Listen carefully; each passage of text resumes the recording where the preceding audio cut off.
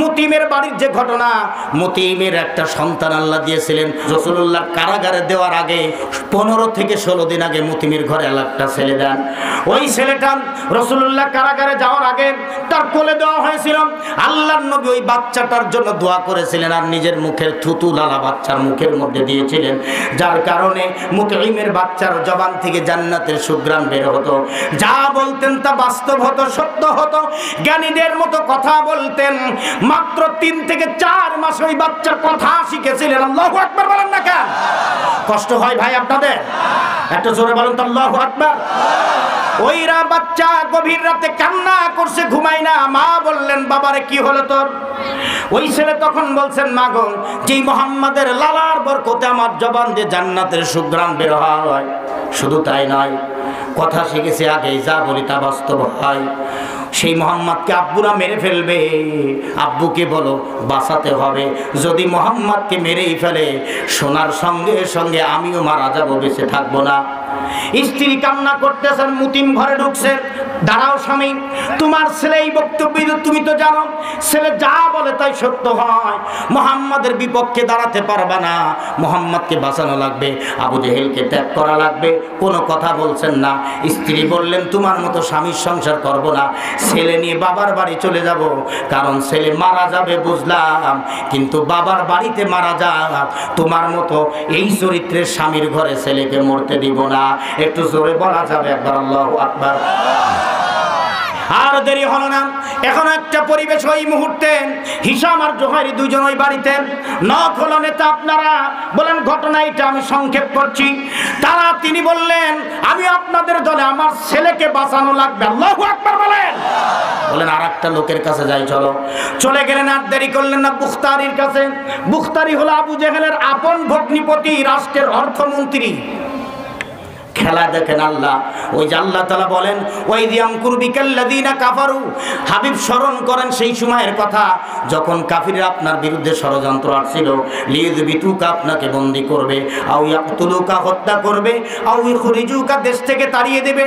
ওয়ায়ামকুরুনা, কাফিররা ষড়যন্ত্র করলো, ওয়ায়ামকুরুল্লাহ, আল্লাহর কৌশল ছিল।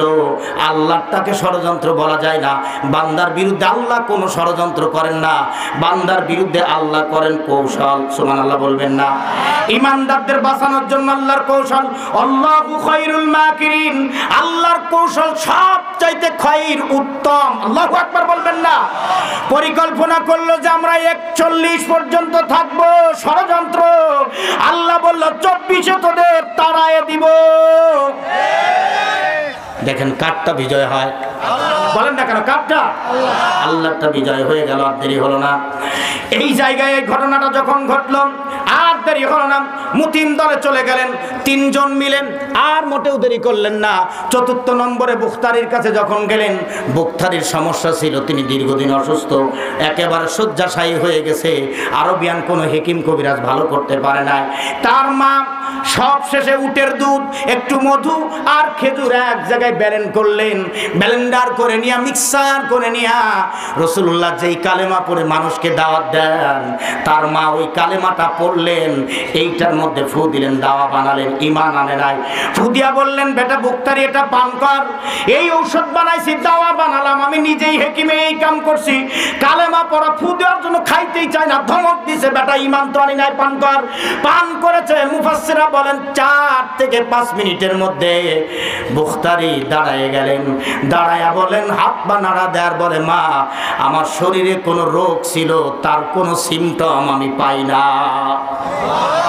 মাগো, রোগের আগে যেমন ভালো ছিলাম, তার চাইতে বেশি শক্তি আমার শরীরে এসে গেছে। জোরে বলবেন না সুবহানাল্লাহ? ওই মুহূর্তে হিশামেরা 3 জন ওই বাড়িতে। তিনিও বললেন, যার বিরোধিতা করি সেই কালেমা পড়ে আল্লাহ আমারে ভালো করেছেন, ঈমান তো আনি নাই, আমিও তোমাদের দলে ওকে বাঁচাইতে চাই। বলে আর একটা লোক দরকার। 5 নম্বরে চলে গেলেন জাইমার বাড়িতে। জাইমারাতে স্বপ্ন দেখতেছেন মুহাম্মদ সাল্লাল্লাহু আলাইহি ওয়াসাল্লাম তার বাড়ি এসেছে। সুবহানাল্লাহ আগেই বলে নেন। তাকে এক টান্দে বুকে জড়ায়া ধরে কপালে চুমু দিচ্ছে আর বলছে, জাইমারে, আমার বিরোধিতা যতই করিস না কেন, এই কপালে একটা তোর আমি চুমু দিয়ে গেলাম, পেশানিতে চুমু দিলাম। ওই মুহূর্তে ঘুমও ভাঙছে, হিশামরাও ঢুকে পড়ছেন। ডাক দিয়েছেন, দরজা খুলে বাইরে আসলেন, দরজা বন্ধ করে পরে ভিতরে যাবেন না, ভিতরে যাওয়া যাবে না, আমার স্ত্রী আবু জেহেলের একনিষ্ঠ কর্মী পাড়া খাওয়া, কথা না বললে হয় না, জোরে বলেন। এরকম লোক এখনো জমিনে 2-4টা আছে না নাই?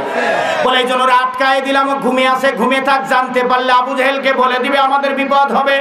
চলো, আমি এই স্বপ্ন দেখেছি, তোমাদের সাথে এক হয়ে গেলাম, যে মুহাম্মদকে মারতে চাই সে স্বপ্নে আমার কপালে চুমু দেয়, সুবহানাল্লাহ, তাকে মারবো না। 5 জন এক হয়ে গেলেন। দূরে একটা পাহাড়, পাহাড়ের নাম হলো হাজ্জান, ওই পাহাড়ের উপরে উঠে পড়লেন বুড়া মানুষ হিসাব ইবনে আমর, 82 বছরে তিনিও উঠলেন। এই 5টা মানুষ মোটেও দেরি করলেন না, 10টা হাত এক জায়গায় করলেন, আল্লাহু আকবার বলেন না কেন? এই যে এইভাবে করে দেন, হাত দেন, হাত দেন, এই যে এইভাবে করে 10টা হাত এক জায়গায় করে তারা শপথ করলেন, যতক্ষণ মুহাম্মদকে বের করতে পারবো না কারাগার থেকে, ততক্ষণ পর্যন্ত আমরা কেউ বাড়ি ফিরে যাব না। আরো জোরে না বললে হবে না, সুবহানাল্লাহ। আমার প্রশ্ন তো এইখানে, এই 5টা মানুষই কাফের বিবেকের তাড়নায় বললেন এই ভালো মানুষগুলাকে কারাগারের মধ্যে হত্যা হতে দিব না। 5টা কাফের যদি এক হয়ে মুহাম্মদ এবং তার অনুসারীদেরকে বের করার জন্য পদক্ষেপ নিতে পারে, আপনারা তাহাজ্জুদ পড়ে কোরআন তেলাওয়াত করে রাষ্ট্র পরিচালনা করার স্লোগান দিয়েছিলেন। করোনাকালীন সময়ে এদেশের অনেক বিজ্ঞ আলেমের আপনাদের কাছে একটা দরখাস্ত পেশ করেছিলেন, আল্লামা দেলোয়ারকে কারারুদ্ধ করে রেখেছেন বিনা দোষে, 13টা বছর নাটক সাজায়া, এরপরে তাকে সরপায়জন দিয়ে চিকিৎসার নামে হার্টের রোগী বানায়া হত্যা করেছেন। এই মানুষটাকে করোনাকালীন ফেরানোর জন্য বারবার আবেদন করে আপনাদের বিবেকের নাড়া দেওয়া যায় নাই। এ দ্বারা প্রমাণিত হয় হিশাম জুহাইরদের চাইতেও আপনারা নিকৃষ্ট, জোরে বলেন কথা ঠিক কিনা?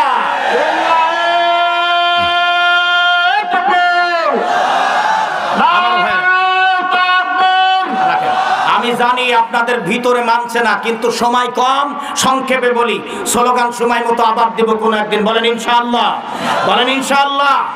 5 জন মানুষ, 4 জন তলোয়ার মুক্ত করলেন, হিশাম তলোয়ারটা খাপের মধ্যে রাখলেন, বলে চলো আবু জেহেলের বাড়ি যে চাবি নিব। উনি কূটনৈতিক ব্যক্তিত্ব ছিলেন, পরামর্শ দিলেন এইভাবে কাজ করবা। ফজরের রক্তে আবু জেহেলের বাড়ি পৌঁছে গেলেন, দরজায় নক করলেন, কে? আমি আপনার প্রধান উপদেষ্টা হিশাম। দরজা খুলে দিলেন, দেখলেন আরো 4 জন। ঘটনাটা কি বলছেন ওরাই ভালো জানে। জুহাইর বলছেন, নেতা চাবি দাও কারাগারের। কি করবা? কয় মুহাম্মদ আর তার অনুসারীদেরকে মুক্ত করব। ধমক দিয়েছে, কয় ধমক দিয়ে লাভ নাই, এতদিন তলোয়ার চলছে তোমার কথায়, এখন তলোয়ার চলে আমার নিজের ব্যক্তি মতামতে, জোরে বলেন আল্লাহু আকবার। সুতরাং চাবি দিতে দেরি করলে পরে তলোয়ার উন্মুক্ত উঁচু করতেছে আর বলছে এক কবজে গর্দান থেকে কাল্লা নামায় দিব, তাড়াতাড়ি চাবি দে। আল্লাহু আকবার বলবেন না? ওর ভগ্নিপতি বুখতারি বলছেন, তোর বোনের তালাক দেব চাবি দিতে দেরি হলে। আমি অর্থমন্ত্রী, রাষ্ট্রের টাকা তোর কাছে আর ফেরত দিব না। জাইমা ছিলেন পররাষ্ট্রমন্ত্রী, তিনি বলছেন বিদেশের কাছে তোর কুকীর্তি সব ফাঁস করে দিব। পড়ে গেছে এক বিপদে, বলে হিশাম থামাও, আমি চাবি দিয়ে দিচ্ছি।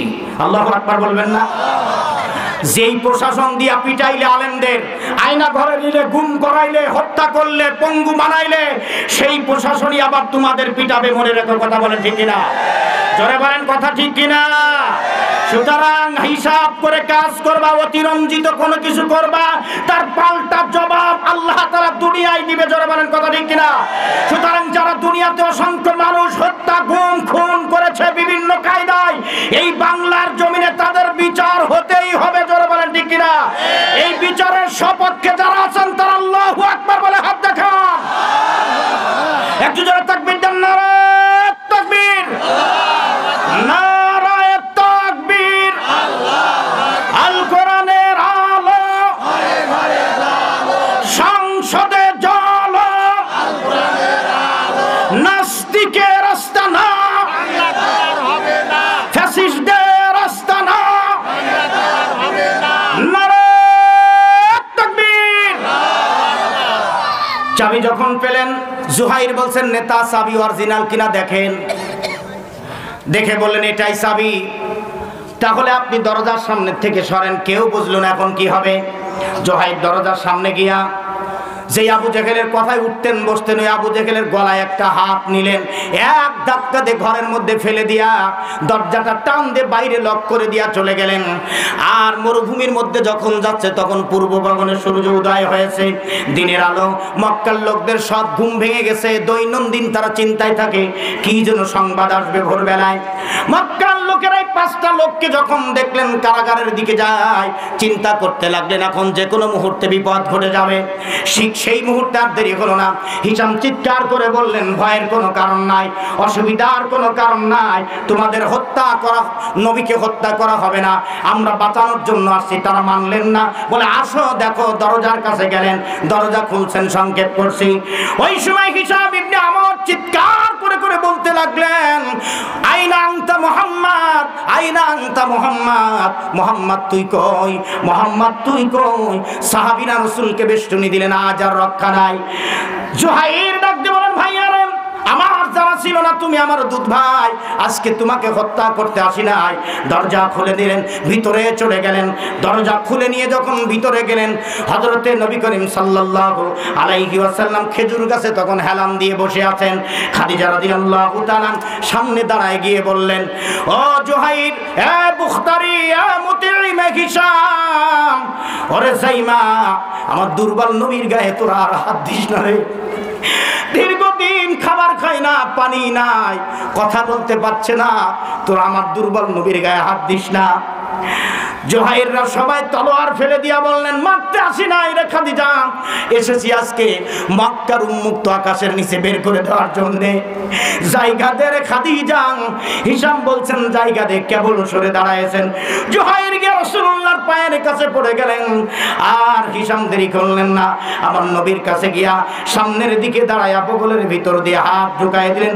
একটা টান দিয়ে বুকের সঙ্গে তুলে নিয়ে বললেন, মুহাম্মদ বিন আব্দুল্লাহ রে, ভালো কাম তো করতে পারি নাই, আজকে ভালো কাম করার জন্য এসেছি। এই ভালো কাজে আজকে শামিল হতে চাই আমার বুকের সঙ্গে।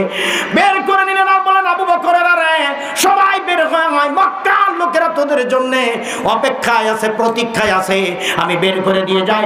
আমার প্রশ্ন, বিবেকের তাড়নায় 5 জন কাফের যদি এক হয়ে মুহাম্মদ সাল্লাল্লাহু আলাইহি ওয়াসাল্লাম এবং তার অনুসারী 53 জনকে কারাগার থেকে মুক্তি করে দিতে পারে, এদেশের অসংখ্য নিরপরাধ আলেমকে কারাগারে যারা বন্দী করে রেখে দেয়, এরা হিশামদের চাইতে নিকৃষ্ট, বরং আবু জেহেলের উত্তরসূরি।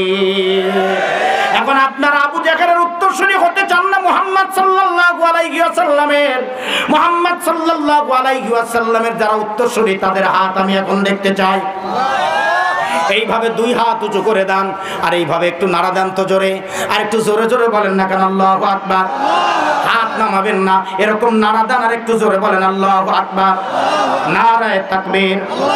আল্লাহ তাআলা তুমি নজর করে দেখো, তোমার বান্দারা আজকে কোরআনুল কারীমের মাহফিলে হাজার হাজার তোমার গোলামেরা তৈরি হয়েছে কোরআন শোনার জন্য। 2টি হাত দেখাচ্ছে, আল্লাহ আমার ইচ্ছে ছিল কোরআন দিয়ে তোমার বান্দাদের তৈরি করার, আমি তৈরি করেছি। রাসূল বলেছেন 2টি কাম করলে সহজে জান্নাতে যাওয়া যায়। আল্লাহ তাই বললেন, সম্পদ দাও, জীবন দাও, জান্নাতে চলে যাও। এখন বাম হাত নামায়া শুধু ডান হাতটা সেখানে দেন যেখানে আপনাদের রাখা আছে টাকা, ওইখানে হাতটা ঢোকায় দিবেন। মোটেও দেরি করবেন না। 1000, 2000, 5000, 10000, 20000, 50000, এরপরে সিমেন্ট দিবেন, রড দিবেন। এতিমখানা, মাদ্রাসা কমপ্লিট করা হবে।